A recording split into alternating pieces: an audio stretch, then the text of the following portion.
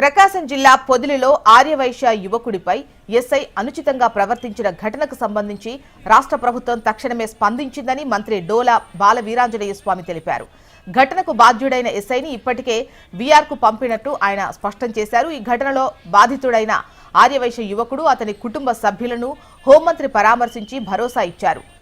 మంత్రి ఆర్యవైశ్యులకు టీడీపీ అండగా నిలిచిందని, రాజకీయాల కోసం వైసీపీ కులాల మధ్య చిచ్చుపెట్టే ప్రయత్నం చేస్తోందని ఆయన ఆరోపించారు. ప్రజలు ఎన్నిసార్లు తిరస్కరించినా వైసీపీ వైఖరిలో మార్పు రావడం లేదని విమర్శించారు.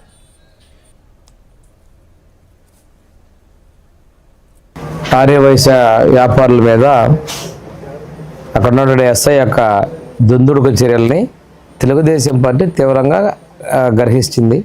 సంఘటన జరిగిన రోజే మా జిల్లా పార్టీ అధ్యక్షులు ఉగ్ర నరసింహారెడ్డి గారు వెళ్ళడం, అక్కడ ఉన్నటువంటి ఆర్యవైశ్య సోదరులతో మాట్లాడడం, అదేవిధంగా ఎస్ఐని కూడా మందలించి వారి మీద చర్యలు తీసుకోమని చెప్పి జిల్లా ఎస్పీ గారికి తెలియజేయడం జరిగింది. ఎస్పీ గారు తిరుపతి నుంచి వచ్చిన తర్వాత వారిని వీఆర్ కూడా పిలవడం జరిగింది. ఆ రోజు మా శాసనసభ్యులు నారాయణ రెడ్డి గారు కూడా అందుబాటులో లేనందునే ఉగ్ర నరసింహారెడ్డి గారిని పంపించాం.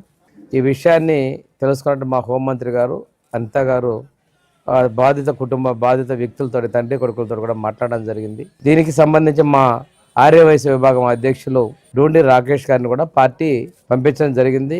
రాకేష్ గారు నిన్న పొదిల్లో ఆర్యవైశ్య సంఘాల నాయకులందరితో కూడా మాట్లాడడం జరిగింది. వారి మీద కూడా చర్యలు తీసుకుంటామని చెప్పి చెప్పడం జరిగింది. వీఆర్కి ఎస్ఐని పిలవడం జరిగింది. అయినప్పటికీ కూడా వైసీపీ నాయకులు తన చాటగానితనం, చౌకబారుతనంతో దీన్ని ఇంకా రెచ్చగొట్టే ప్రయత్నాలు చేసి రాద్ధాంతం చేస్తున్నారు. నేను ఒకటే చెప్తా ఉన్నాను, మొన్న పొదిలికొండ విషయంలో కూడా అది గ్రూప్ ఆఫ్ టెంపుల్స్ మార్చాం, కానీ కొండని, హక్కుల్ని, హద్దుల్ని మేము మార్చే పరిస్థితి లేదు. వైసీపీ నాయకులు దాన్ని పెద్ద రాద్ధాంతం చేస్తా జనాలు రెచ్చగొడుతున్నారు. మీరు చేయకపోయినా మార్కాపురం జిల్లా ఇచ్చాం, అయినప్పటికీ కూడాను ఇలాంటి తప్పుడు ప్రచారాలు ఏదో విధంగా లబ్ధివందన ప్రయత్నాలు మానుకోండి.